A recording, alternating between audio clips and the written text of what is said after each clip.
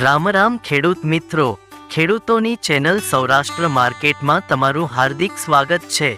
આપણે આ વિડીયોમાં જાણીશું બોટાદ માર્કેટ યાર્ડના ભાવ, પણ તે પહેલા જો તમે ચેનલમાં નવા છો તો નીચે આપેલ સબસ્ક્રાઇબ બટન પ્રેસ કરી ચેનલને સબસ્ક્રાઇબ કરો અને બેલ આઇકનને ઓન કરી દો જેથી કરીને દરરોજના તાજા ભાવ તમે સૌપ્રથમ જાણી શકો।